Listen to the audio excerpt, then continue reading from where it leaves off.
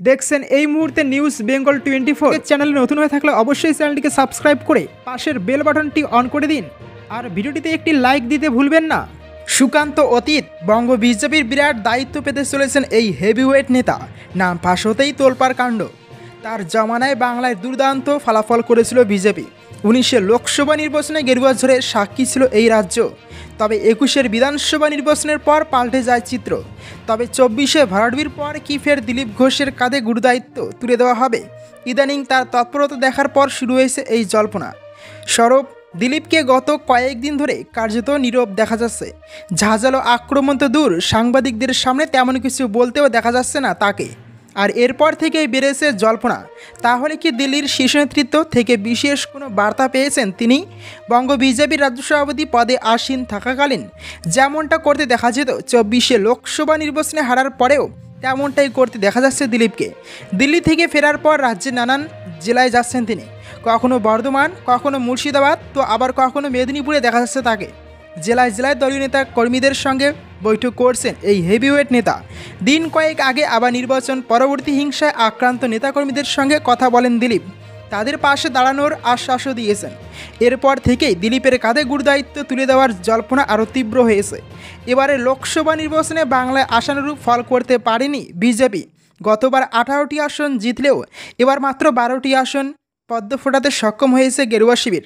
কেন্দ্র বদলের পর হারের সম্মুখীন হয়েছেন দিলীপও।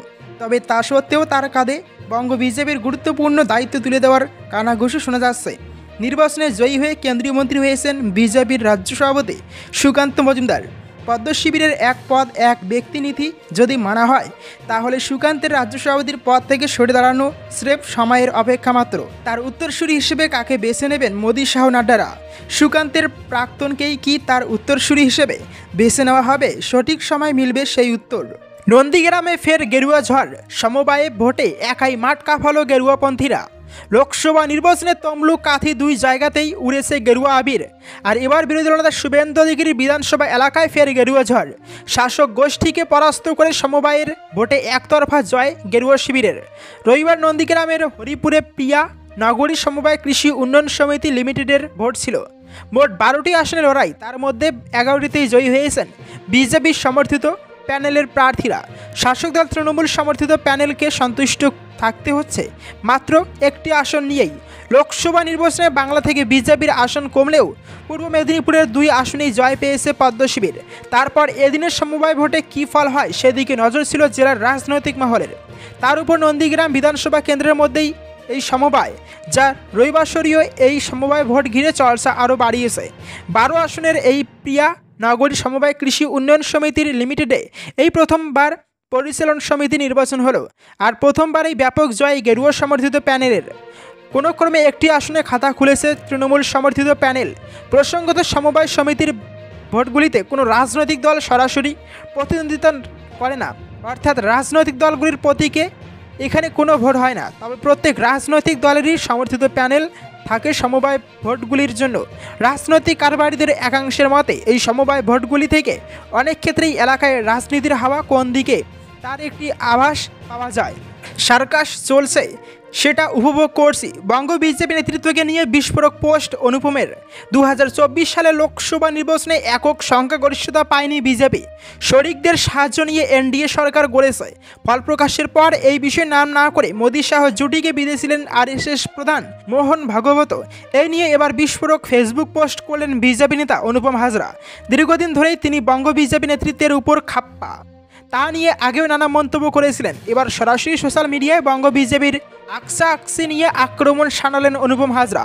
এদিকে জাতীয় রাজনীতিতে এবং বাংলাতেও বিজেপির শোচনীয় খারাপ ফল হয়েছে। 30টি আসনের লক্ষ্যমাত্রা ঠিক হলেও মিলেছে মাত্র 12টি, অর্থাৎ 2019 সালের থেকে 6টি আসন কমে গিয়েছে বাংলায়। সেখানে গত লোকসভা নির্বাচনের চেয়ে 7টি বেশি আসনে জিতে 29টি আসনে পৌঁছেছে তৃণমূল কংগ্রেস। এবার অনুপমের নিশানায় দলেরই বিক্ষুব্ধ নেতৃত্বের একাংশ। লোকসভা নির্বাচনে রাজ্য জুড়ে বিজেপির ভরাডুবির পর বিজেপির অন্ধ্রে যে পরিস্থিতি চলছে সেটাকে সার্কাসের সঙ্গে তুলনা করেছেন অনুপম হাজরা। তিনি বারবার দলের কাজের বিরুদ্ধে মুখ খোলায় তাকে কেন্দ্রীয় সম্পাদকের পদ থেকে সরিয়ে দেওয়া হয়। অন্যদিকে বাংলায় বিজেপির ফল খারাপের জন্য আরএসএসের পত্রিকা স্বস্তিকায় একাধিক কারণ তুলে ধরা হলো। স্বস্তিকায় লেখা প্রতিবেদনে বাংলায় ভরাডুবির জন্য প্রধান যে কারণ উল্লেখ করা হয়েছে সেটা যথেষ্ট তাৎপর্যপূর্ণ। প্রতিবেদনে লেখা হয়েছে, বাংলার মুখ্যমন্ত্রী মমতা বন্দ্যোপাধ্যায়ের বিরুদ্ধে কোনো গ্রহণযোগ্য জোরদার মুখ ছিল না বিজেপির। এবার তার সঙ্গে যোগ হলো অনুপমের খোঁচা। সোশ্যাল মিডিয়ায় পোস্ট করে অনুপম লেখেন, 7-8 মাস আগে যে বিজ্ঞ ব্যক্তিরা আমার উদ্দেশ্যে মিডিয়ার সামনে জ্ঞান দিতেন, বলতেন দলের কথা প্রকাশ্যে না বলে দলের মধ্যে বলা উচিত ভালো, টেনে হিসেবে 12টা আসন পাওয়ার পর তারাই এখন পার্টির বিরুদ্ধে প্রকাশ্যে সব থেকে বেশি মুখ খুলছেন।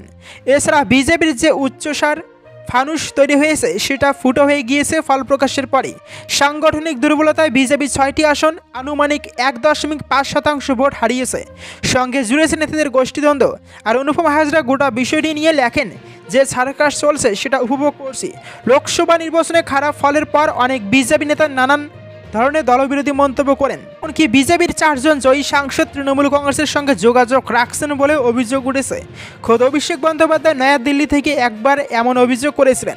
সেখানে অনুপমের পোস্ট অস্বস্তি তৈরি করল বঙ্গ বিজেপির অন্দরে বলে মনে করা হচ্ছে। বাংলার জল বিক্রি করে দিচ্ছে মোদী সরকার। তিস্তা প্রসঙ্গে কেন্দ্রকে করা আক্রমণ মমতার। ভারত বাংলাদেশের তিস্তা জলবন্টন চুক্তি নিয়ে বরাবর আপত্তি জানিয়েছেন মুখ্যমন্ত্রী মমতা বন্দ্যোপাধ্যায়। বাংলাদেশকে তিস্তার জল দিলে আগামী দিনে উত্তরবঙ্গ জল পাবে না, এই কথা বরাবর বলে আসছেন মমতা বন্দ্যোপাধ্যায়। সোমবার তিস্তার জল নিয়ে কেন্দ্রের বিরুদ্ধে আক্রমণাত্মক হয়ে উঠলেন মুখ্যমন্ত্রী মমতা বন্দ্যোপাধ্যায়।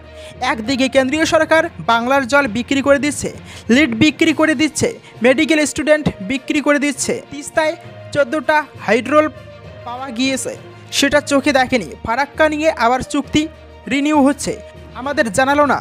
নবান্ন থেকে রীতিমতো আক্রমণাত্মক বক্তব্য রাখলেন মমতা বন্দ্যোপাধ্যায়। প্রধানমন্ত্রী নরেন্দ্র মোদীর সঙ্গে শেখ হাসিনার দিল্লিতে বৈঠক হয়েছে। সেখানে গঙ্গা তিস্তার জলবন্টন নিয়ে দুই দেশের প্রধানমন্ত্রীর মধ্যে আলোচনা হয়েছে। পশ্চিমবঙ্গের অন্যতম 2 নদী গঙ্গা ও তিস্তা, দক্ষিণবঙ্গের লাইফলাইন গঙ্গা, উত্তরবঙ্গের জলের অন্যতম রুট তিস্তা, এই 2 নদী নিয়ে আলোচনা হয়েছে। কিন্তু পশ্চিমবঙ্গের মুখ্যমন্ত্রী মমতা বন্দ্যোপাধ্যায়কে এই বিষয়ে বলাও হয়নি, ডাকাও হয়নি। তাই নিয়ে যথেষ্ট ক্ষুব্ধ মুখ্যমন্ত্রী। বাংলার পুরসভার প্রতিনিধিদের নিয়ে মমতা বন্দ্যোপাধ্যায় এদিন সোমবার নবান্নে বৈঠক করেন। শুরু থেকেই আক্রমণাত্মক মেজাজে ছিলেন মুখ্যমন্ত্রী। সেই সময় তিস্তার জল প্রসঙ্গ তোলেন মমতা। বাংলাকে সম্পূর্ণ বাদ দিয়ে বৈঠক হচ্ছে, আপনারা করছেন জমি বিক্রি, ওরা করছে জল বিক্রি। তৃণমূল পুরসভা প্রতিনিধিদের উদ্দেশ্যে বললেন মমতা, জলের অপর নাম জীবন। ওরা জানে না উত্তরবঙ্গের একটা মানুষ আগামী দিনে পানীয় ফোঁটা পাবে না এবং জল নেই তিস্তায়। গায়ের জোরে ভাবছে নর্থ বেঙ্গল থেকে জিতেছি বলে নর্থ বেঙ্গলের মানুষকে ডিপ্রাইভ করব বললেন মমতা বন্দ্যোপাধ্যায়। কেন্দ্রীয় সরকারকে মুখ্যমন্ত্রী মমতা বন্দ্যোপাধ্যায় এই বিষয়ে একটি কড়া চিঠি লিখেছেন। এদিন মুখ্যমন্ত্রী বলেন, আমি একটা স্ট্রং চিঠি আজকে প্রধানমন্ত্রীকে দিচ্ছি। আমরা বাংলাদেশকে যথেষ্ট ভালোবাসি, তাদের জন্য আমরা ছিটমহল করে দিয়েছি, আমরা ইন্দো বাংলাদেশ রেল সার্ভিস করে দিয়েছি। মুখ্যমন্ত্রী আরও বলেন, আমি নিজে যখন রেলওয়ে মিনিস্টার ছিলাম, বনগাঁ, পেট্রোপোল, রানাঘাট, গেদে আমার করা